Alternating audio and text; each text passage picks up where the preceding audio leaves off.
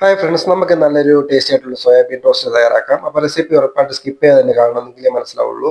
ഞാനൊരു 200 ഗ്രാം സോയാബീനാണ് എടുത്തിരിക്കുന്നത്. നല്ലൊരു കഴുകി വൃത്തിയാക്കി, ഒരു തക്കാളി, ഒരു 3-4 വെളുത്തുള്ളി, ചെറിയ കഷ്ണം ഇഞ്ചി, ഒരു പച്ചമുളക്, അത്രയും നമ്മൾ അരിഞ്ഞെടുത്തിട്ടുണ്ട്. അത് നല്ല വെള്ളം ഒഴിച്ചിട്ട് നല്ലതായിട്ട് അരച്ചെടുത്തിട്ടുണ്ട്. ഒരു സബോള എടുത്തിട്ടുണ്ട്, അത് നല്ലതായിട്ട് സ്ലൈസായിട്ട് അരിഞ്ഞെടുത്തിട്ടുണ്ട്. അപ്പോൾ ഞാൻ ഈ സോയാബീന് ഒന്ന് വെള്ളത്തിൽ വെച്ച് ഒന്ന് തിളപ്പിച്ചെടുത്തിട്ടുണ്ടായിരുന്നു. അതൊരു 60% വെന്ത് കിട്ടിയിട്ടുണ്ട്. അത് നല്ലതായിട്ട് ചൂടാറിയ ശേഷം നമുക്കൊന്ന് വെള്ളം ഒന്ന് അരിച്ചെടുത്തിട്ട്, കുറച്ച് വലിയ സോയാബീൻ ആയിരുന്നു, നല്ലതായിട്ട് ചെറുതായിട്ട് തന്നെ ഒന്ന് അരിഞ്ഞെടുത്തു. നല്ലതായിട്ട് വെള്ളമൊക്കെ പിഴിഞ്ഞ് കളഞ്ഞിട്ട് എടുത്തിട്ടുണ്ട്. വെള്ളം ഞാൻ പിഴിഞ്ഞ് കളഞ്ഞിട്ടുണ്ട്.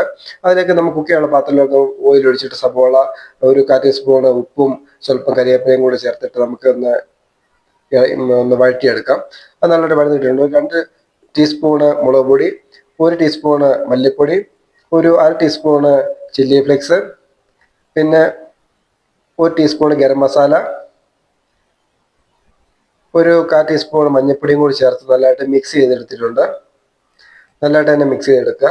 ഇത് ലോ ഫ്ലെയിമിൽ വെച്ച് മാത്രമേ മിക്സ് ചെയ്തെടുക്കാവൂ, അല്ലെങ്കിൽ മസാലക്കൂട്ട് കരിഞ്ഞു പോകും. അതിലേക്ക് നമുക്ക് അരച്ച് വെച്ചേക്കുന്ന ആ ഒരു തക്കാളിയും ഇഞ്ചി വെളുത്തുള്ളി പേസ്റ്റും എല്ലാം കൂടി ചേർത്ത് നല്ലതായിട്ട് മിക്സ് ചെയ്തെടുക്കുക. അതൊരു 2-3 മിനിറ്റ് ഒന്ന് അടച്ചു വെച്ച് ഒന്ന് വേവിക്കുക.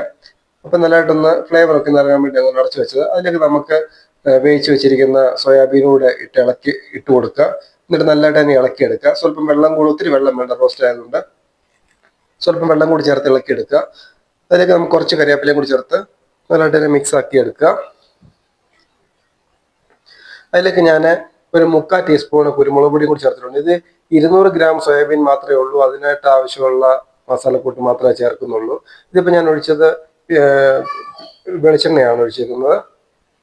വെളിച്ചെണ്ണയും കൂടി ഒഴിച്ചു കൊടുത്തിട്ടുണ്ട്. അതുകൂടി ഇട്ടിട്ട് നല്ലതായിട്ട് തന്നെ ഇളക്കി കൊടുക്കുക. അപ്പം നമുക്ക് ഒന്ന് ജസ്റ്റ് ഇളക്കി കൊടുത്തതിന് ശേഷം നമുക്കൊന്ന് ടേസ്റ്റ് നോക്കണം, ഉപ്പൊക്കെ ഉണ്ടോ എന്ന് നോക്കുക. അപ്പോൾ ഉപ്പിൻ്റെ ചെറിയ കുറവുണ്ടായിരുന്നു. അപ്പോൾ ഞാനൊരു ചെറിയ സ്പൂണിനൊരു 1/2 ടീസ്പൂണ് ഉപ്പ് ചേർത്ത് കൊടുത്തിട്ടുണ്ട്. അതൊക്കെ ഇട്ട് ഒന്ന് ഇളക്കി മിക്സ് ആക്കി കൊടുക്കുക. അപ്പം നമ്മുടെ സോയാബീൻ ഏകദേശം റെഡി ആക്കിയിട്ടിരിക്കുകയാണ്. കാരണം ഇത് നമ്മളിപ്പോൾ ഒരു 60% നമ്മൾ ചൂടുവെള്ളത്തിൽ ഇട്ട് തിളപ്പിച്ചെടുത്തായിരുന്നു. അതിനുശേഷം നമ്മൾ ആറിന് ശേഷമാണ് നമ്മളിത് ചെറുതായിട്ട് സ്ലൈസായിട്ട് അരിഞ്ഞെടുത്തിട്ട് നമ്മൾ ഇതിൻ്റെ അകത്തിട്ട് ഇളക്കി മിക്സ് ചെയ്ത് കൊടുത്തേക്കുന്നത്.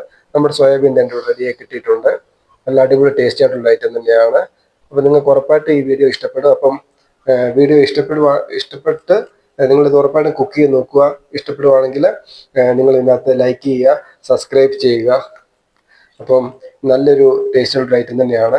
നല്ല ബീഫ് കറിയുടെ ഒക്കെ ഒരു ടേസ്റ്റി സ്മെല്ലും നല്ല ടേസ്റ്റും ഒക്കെ തന്നെ കിട്ടുന്നുണ്ട് ഇതിന്. അപ്പോൾ ഉറപ്പായിട്ട് ഇത് കുക്ക് ചെയ്ത് നോക്കുക. അപ്പം വീഡിയോ ഇഷ്ടപ്പെട്ടെങ്കിൽ ലൈക്ക് ചെയ്യുക, സബ്സ്ക്രൈബ് ചെയ്യുക. Thank you.